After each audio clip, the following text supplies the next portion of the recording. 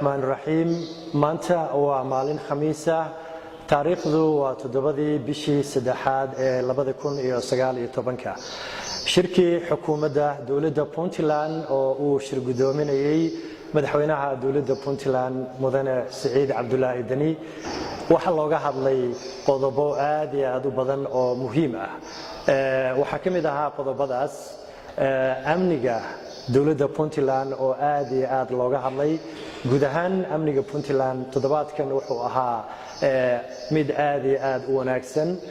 madaxweynaha iyo golaha xukuumaddu waxay aad ugu amaaneen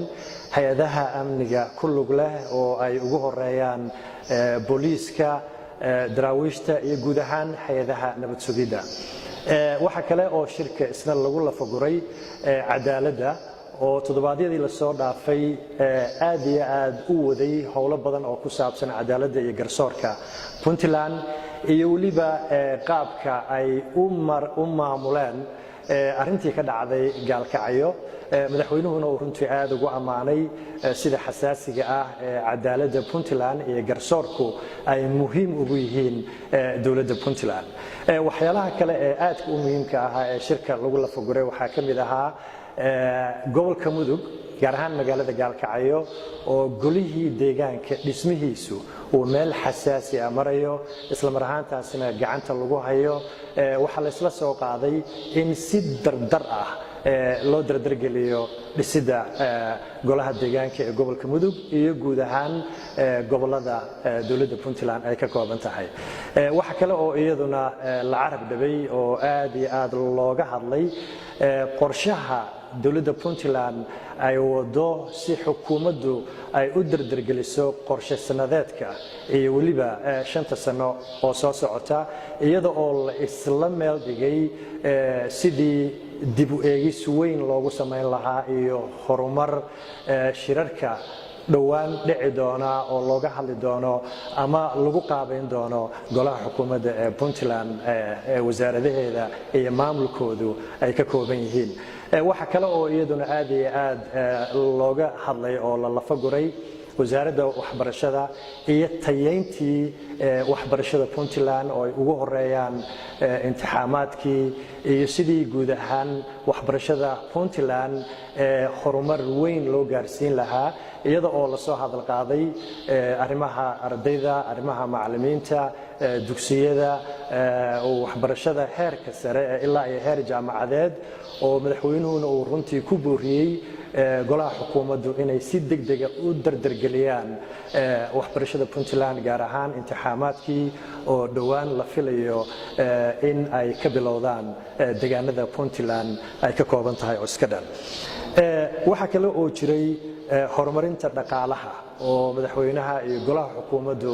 iyadana ay aad iyo aad iskula fiiriyeen wasaaradda ganacsiga oo qudheedu soo bandhigtay goluhuna ay aad ugu lafagureen uguna taagtaagsadeen sidii dhaqaalaha Puntland loo horumarin lahaa dib u habeyn weyn loogu sameyn lahaa iyo in bal laga wada munaaqishoodo sidii dardar loo gelin lahaa Puntland waxyaalaha ay dibadda u dhoofiso isla markaasna sida loo yareyn lahaa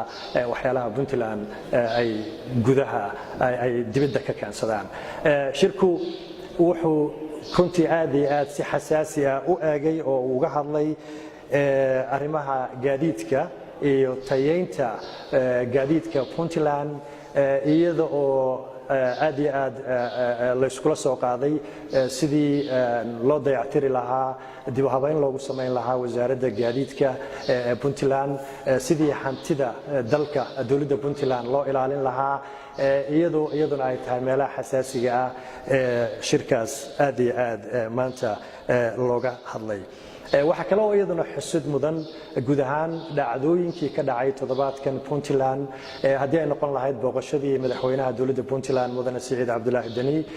uu ku soo kala bixiyay wasaarado dhowr ah iyo